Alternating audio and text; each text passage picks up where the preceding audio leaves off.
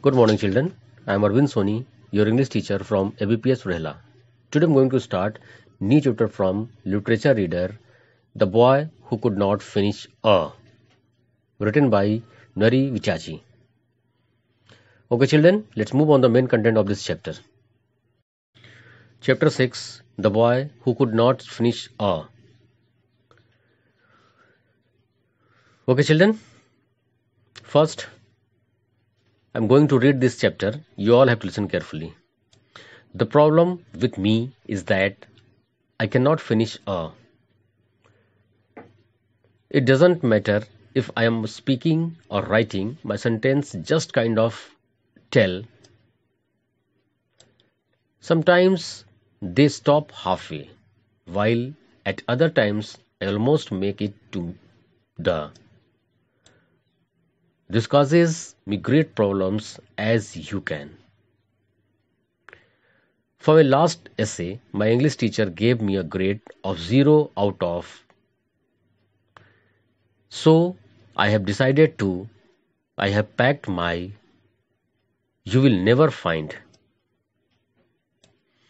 I will start a new life somewhere else, where I will tell everyone that I am deaf, and that way no one will accept me over to. Everything will be. I'm going to look for a job where I can communicate without. I may become a sculptor like my mom was before she. So I'm really just writing this note to say. I'm writing this note to say. This is so I could tear my hair. What I'm trying to say, well, you know what I. Jack leaves after writing the note, but two of his teachers, Rose, Himani and Ravibin, who care about him a lot, are able to track him down with the help of another students, Angela, Vora, read on. They found Jack Pond at his mother's grave, but he didn't look unhappy.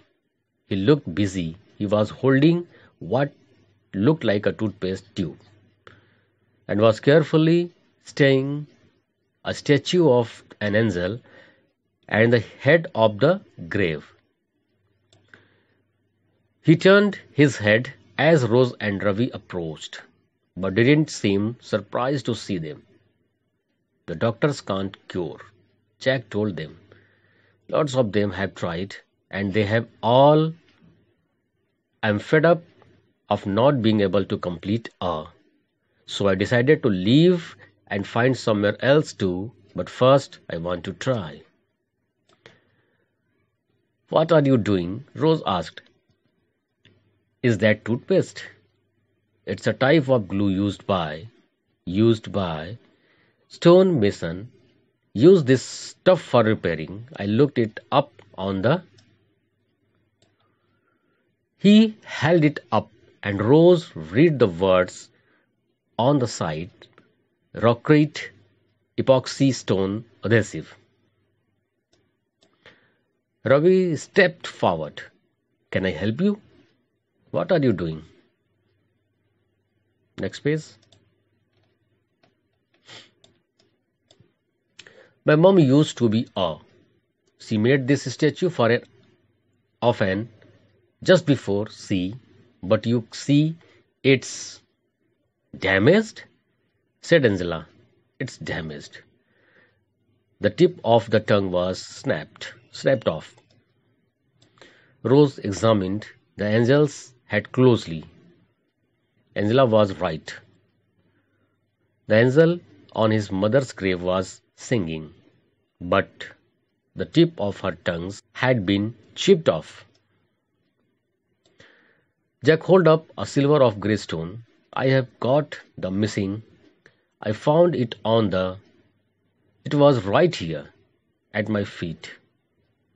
The last time So I got this stuff and I am going to glue his back on, Angela said. Jack nodded. Ravi read the instructions out loud and Jack followed them carefully. He cleaned the surfaces, applied a thin layer of glue to each side, and then pressed the missing piece back in place. It had to be held there for 3 minutes. "Let me help you," Rose said. Jack said, "No, I want to do this by." So they all waited, quietly watching the boy, until Ravi announced that 3 minutes was up. "It's time," Ravi said. "You can—" "Let go now," interrupted Angela.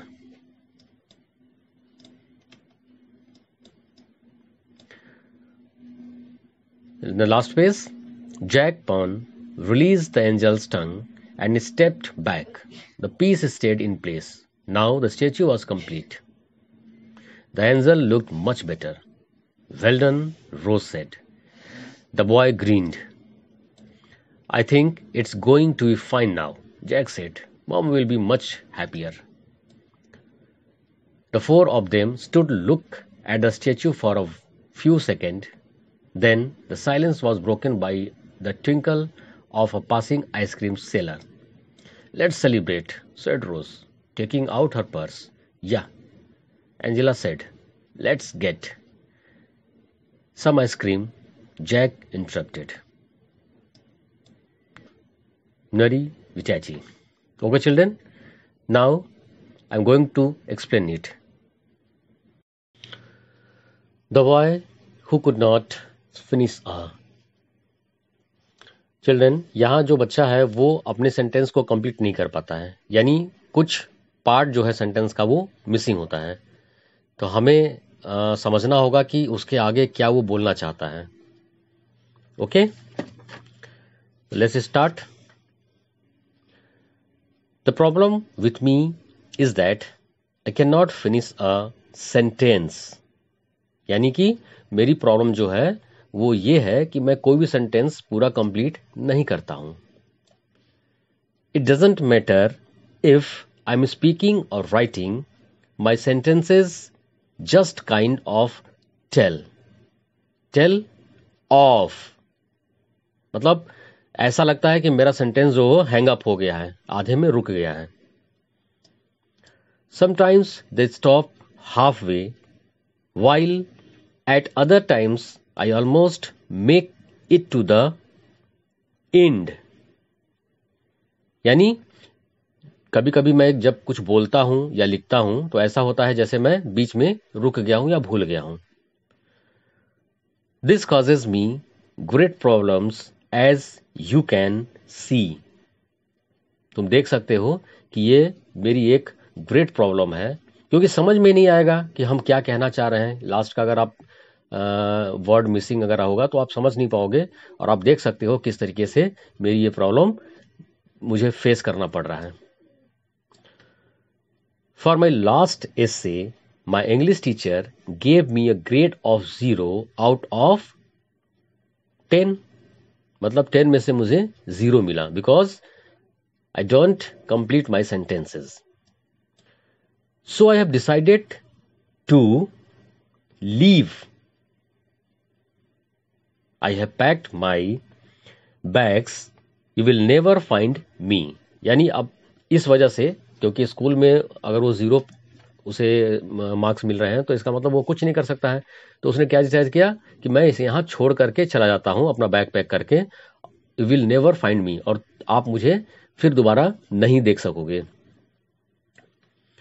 I will start a new life somewhere else. मैं अपनी life को कहीं और जाके start करूंगा. Where I will tell everyone that I am deaf and dumb. यानी उसकी जो प्रॉब्लम है बोलने में भी और लिखने में भी, वो सेंटेंस कंप्लीट नहीं कर पाता है. तो अगर आप उसे जानते हो, यानी आपके नियर बाई है, तो आप जानते हो कि भाई इसको प्रॉब्लम है, बट वो ऐसी जगह चला जाए जहां उसे कोई नहीं जानता है, तो वो कह सकता है कि मैं गूंगा और बहरा हूं, मैं सुन नहीं सकता हूं. तो इस वजह से वो ना वो लिख पाए, उसकी जो प्रॉब्लम है वो छिप जाएगी. That way no one will accept me over to speak. यानी इस तरीके से मेरे अलावा कोई नहीं जानता कि मैं सच बोल रहा हूं, झूठ बोल रहा हूं, और कोई मुझसे बात भी नहीं करेगा. Everything will be all right, इस तरीके से सब ठीक हो जाएगा। यानी इस छोटे से बच्चे ने इतना दिमाग लगाया कि अगर मैं दूसरों को बोल सकता हूं, मतलब बता दूंगा कि मैं सुन और बोल नहीं सकता, तो कोई मुझसे बात भी नहीं करेगा और मेरी जो प्रॉब्लम है वो छिप जाएगी और सब कुछ ठीक हो जाएगा। I am going to look for a job where I can communicate without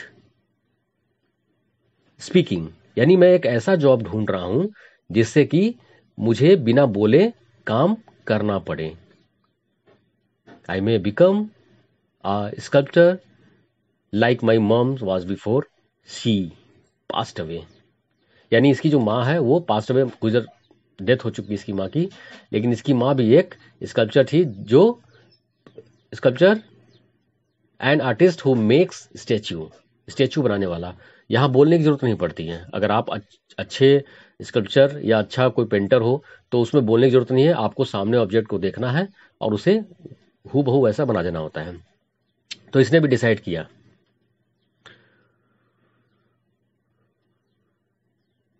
So, I'm really just writing this note to say goodbye.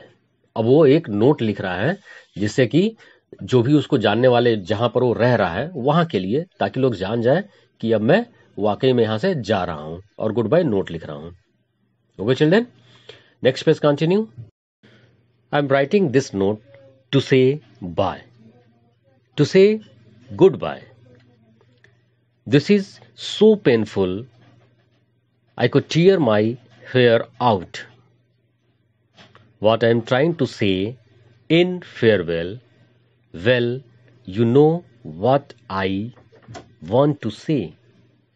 यहां पर वो फेयरवेल नोट जो लिख रहा है उसमें लिख रहा है कि मैं यहां से जा रहा हूं और आप समझ सकते हो मैं क्या कहना चाह रहा हूं फेयरवेल में, क्योंकि बहुत मुश्किल होता है। I could tear my hair out, मतलब कहने का मतलब ये है कि आप कहीं रह रहे हो और वहां से आपको अपनी मजबूरी या फिर अपनी प्रॉब्लम की वजह से जाना पड़े, तो होता है ना कि नए जगह पर जाना, वहां एडजस्ट करना थोड़ा मुश्किल होता है। उसी से कह रहा है कि बहुत मुश्किल है, मैं क्या कहना चाह रहा हूं आप समझ सकते हो। ये नोट उसने लिख करके छोड़ा। Jack leaves after writing the note, but two of his teachers, Rose Himani and Ravi Bin, who care about him a lot, are able to track him down with the help of another student, Angela Vora. Read on. यानी Jack के दो teacher जो थे वो उनका बहुत मतलब Jack का बहुत केयर करते थे। उन्होंने एक अदर स्टूडेंट की हेल्प से, एंजेला वोरा की हेल्प से, उन लोग उसे खोजने में, सर्च करने में सक्सेस होते हैं। They found Jack Pawn at his mother's grave. वो अपनी माँ के ग्रेव, यानी उसकी माँ का डेथ हो गया है और ग्रेव पर उसे जो टीचर्स थे वो पाते हैं कि जैक वहां पर बैठा हुआ है। But he didn't look unhappy, लेकिन वो अनहैप्पी नहीं लग रहा है।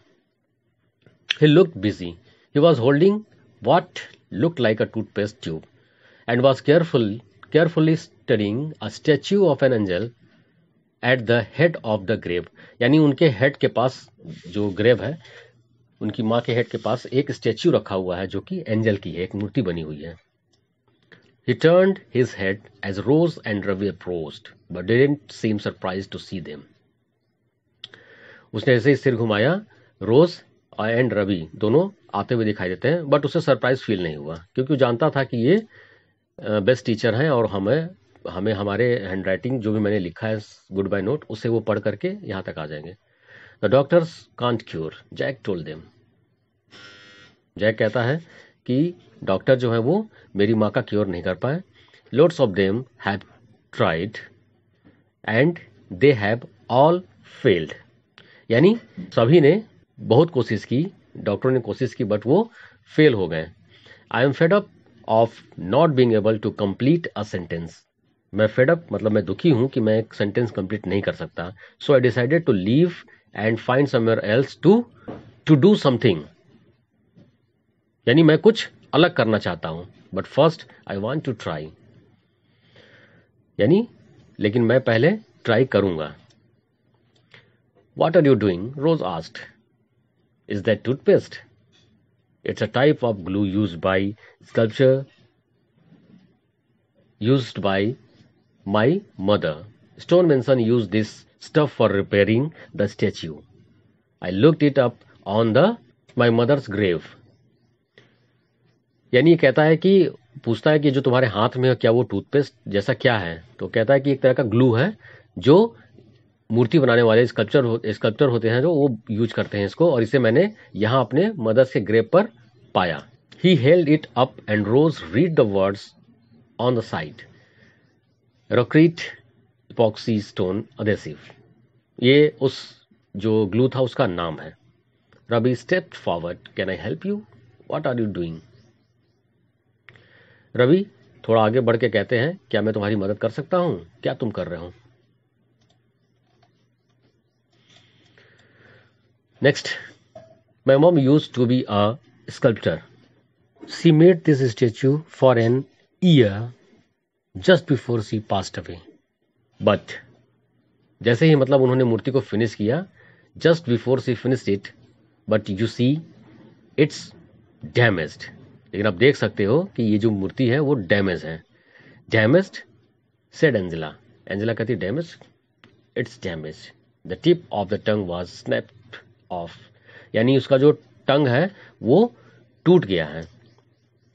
Rose examine the angel's head closely, Rose उसके हेड को एग्जामिन करती हैं।